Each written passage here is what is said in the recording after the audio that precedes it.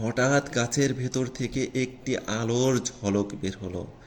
তারপর একটি সুন্দর পরী তাদের সামনে এসে দাঁড়ালো। শিশুরা খেলতো আর পাখিরা বাসা বাঁধতো। এক ছিল ছোট্ট একটি গ্রাম। সেই গ্রামের এক কোণে একটি সুন্দর বাসায় থাকতো দুই পাখি, টোনা আর টুনি।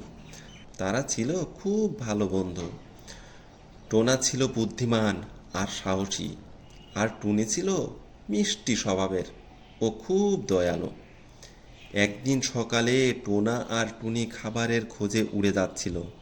হঠাৎ তারা জঙ্গলের ভিতরে একটি অদ্ভুত বাগান দেখতে পেল। বাগানটি নানা রঙের ফুলে ভরা, কিন্তু আশ্চর্যের বিষয় হলো সেখানে কোনো পাখি ও প্রজাপতি ছিল না। টুনি বলল, টোনা, বাগানটা এত সুন্দর, কিন্তু এখানে কেউ নেই কেন? টোনা বলল, চলো দেখে আসি।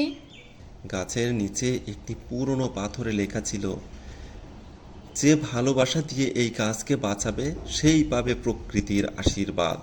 টুনি গাছটিকে দেখে খুব কষ্ট পেল।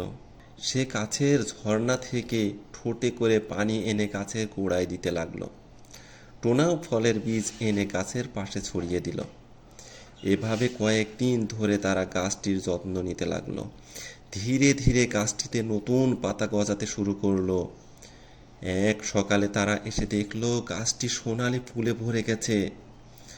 হঠাৎ গাছের ভেতর থেকে একটি আলোর ঝলক বের হলো। তারপর একটি সুন্দর পরী তাদের সামনে এসে দাঁড়ালো।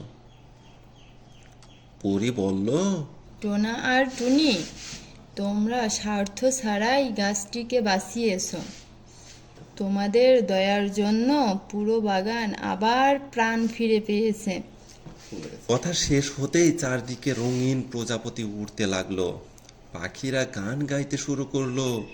বাগানটি আবার জীবন্ত হয়ে উঠল। পরী তাদের উপহার হিসাবে একটি জাদুর বীজ দিল। বলল, এই বীজ তোমাদের গ্রামের পাশেই লাগিও। সেখানে এমন একটি গাছ হবে যার ছায়ায় সবাই শান্তি পাবে। টোনা আর টুনি আনন্দের সঙ্গে বীজটা নিয়ে গ্রামে ফিরে এলো। তারা বীজটি লাগালো এবং প্রতিদিন যত্ন নিতে লাগলো। কিছুদিন পর সেখানে একটি বিশাল গাছ জন্ম নিল।